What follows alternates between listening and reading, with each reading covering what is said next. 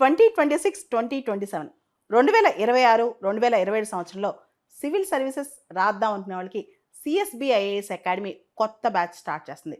April 23వ తారీఖు బుధవారం రోజున ఈ బ్యాచ్ స్టార్ట్ అవుతుంది. ఈ బ్యాచ్ నేమ్ విశ్వవసు.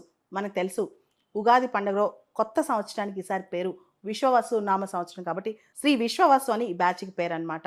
ఎవరైతే ఆన్లైన్ ఆఫ్లైన్ ఎక్కడి నుంచైనా సిఎస్బిఐఎస్ అకాడమీలో కోచింగ్ తీసుకోవచ్చు.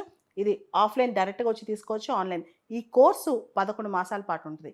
ఈ కోర్సుకు సంబంధించిన డీటెయిల్స్ కంప్లీట్గా మీకు అన్ని సబ్జెక్టులు ప్రిలిమ్స్కి మెయిన్స్కి సంబంధించిన సబ్జెక్టులన్నీ ఈ కోర్సులో ఇంక్లూడ్ అవుతాయి. పాలిటీ, హిస్టరీ, జాగ్రఫీ, ఎకానమీ, ఇలా రకరకాల సబ్జెక్టులన్నీ దీన్ని డీల్ చేస్తాం. ఒక టీమ్ ఆఫ్ టీచర్స్ స్ట్రక్చర్డ్గా ఈ కోర్స్ చెప్తారనమాట.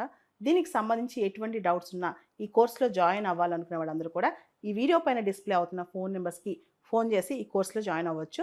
ఆన్లైన్ ఆఫ్లైన్ ఏదైనా సరే ఈ కోర్సు ఇంగ్లీష్ మీడియంలో ఉంటుంది. ఎవరైతే ఇంట్రెస్టెడ్ క్యాండిడేట్స్ ఈ కోర్స్ జాయిన్ అవ్వాలనుకుంటున్నారో ఈ వీడియో కింద ఉన్న గూగుల్ ఫామ్ని ఫిల్ చేయొచ్చు. ఈ వీడియో కింద డిస్క్రిప్షన్ బాక్స్లో గూగుల్ ఫామ్ ఉంటుంది. ప్రపంచవ్యాప్తంగా చాలా స్టాక్ మార్కెట్స్ ట్రంప్ దెబ్బకి ఈరోజు కుదేలయ్యాయి. ట్రంప్ చేస్తున్న టారిఫ్ వార్, రిటాలిటరీ టారిఫ్స్, చైనా ప్రతీకారంగా వేసిన టారిఫ్స్, దీంతో ఇన్వెస్టర్స్లో భయం పట్టుకుంది. అమెరికాలో రెసెషన్ స్టార్ట్ అయితే అది ప్రపంచవ్యాప్తంగా వస్తుందేమో అని చెప్పి చాలామంది భయపడుతున్నారు. స్టాక్ మార్కెట్స్లో ఈరోజు చాలా పెద్ద క్రాష్ కనిపిస్తుంది. S&P 500 ఇప్పటికే $5 ట్రిలియన్ నష్టాన్ని చూపిస్తోంది. అంతేకాదు మన సెన్సెక్స్ దాదాపు 19 లక్షల కోట్ల నష్టాన్ని చవిచూస్తుంది ఒకటే రోజు. ఇదంతా బ్లాక్ మండేని తలపిస్తుందా? యాక్చువల్లీ అక్టోబర్లో అంటే 1987 అక్టోబర్లో బ్లాక్ మండే వచ్చిందనమాట. అంత దారుణంగా అంటే 22% ఒకటే రోజు అప్పట్లో స్టాక్స్ పడిపోయాయి. అంత దారుణంగా ఈరోజు జరగబోతుందని చెప్పి ఇన్వెస్టర్స్ భయపడతారనమాట. వెళ్తే రోజునైతే విపరీతంగా ఈరోజు జరగబోతోంది చాలా స్టాక్ మార్కెట్స్లో, ముఖ్యంగా ఏషియన్ స్టాక్ మార్కెట్స్లో. ట్రంప్ ఎప్పుడైతే ఈ టారిఫ్స్ ప్రకటించాడో అప్పటి నుంచి అందరికీ భయం పట్టుకుందనమాట. జపాన్లో ఇప్పటికే నిక్కీ 8% ఫాల్ అయిపోయిందనమాట. దాంతోపాటు జపాన్లో పెద్ద పెద్ద బ్యాంకులు కూడా నష్టాలను చవి చూస్తున్నాయి. ముఖ్యంగా జపాన్లో కొన్ని కంపెనీస్, హోండా 8% ఫాలో అయింది ఈరోజు, నిస్సాన్ 8% ఫాలో అయింది. ఆస్ట్రేలియాకి సంబంధించి ASX 200 6% డ్రాప్ అయిందనమాట. న్యూజిలాండ్కి సంబంధించి NZX 50 3.5% డ్రాప్ అయింది. ఈరోజు పొద్దు నుంచి కూడా చాలా stock markets, even south Korean stock market కూడా నష్టాలు చవి చూస్తోంది. ఇండియన్ స్టాక్ మార్కెట్లో కూడా టాటా షేర్స్ ఇవన్నీ కూడా భారీగా పతనం అవుతున్నాయి అనమాట. ఓ పక్క ఇదిలా జరుగుతుంటే బ్లాక్ మండే అక్టోబర్ 19, 1987లో బ్లాక్ మండే వచ్చింది. ఇదే విధంగా అమెరికాలో ఇది స్టార్ట్ అయిందనమాట. దాని తర్వాత అట్లో చాలా స్టాక్ మార్కెట్స్ పతనం జరిగింది. సో అక్టోబర్ 19, 1987 ఏదైతే బ్లాక్ మండే, అప్పుడు ఆ టైంలో DJIA Dow Jones industrial average అనేది 22.6%కి పడిపోయిందనమాట.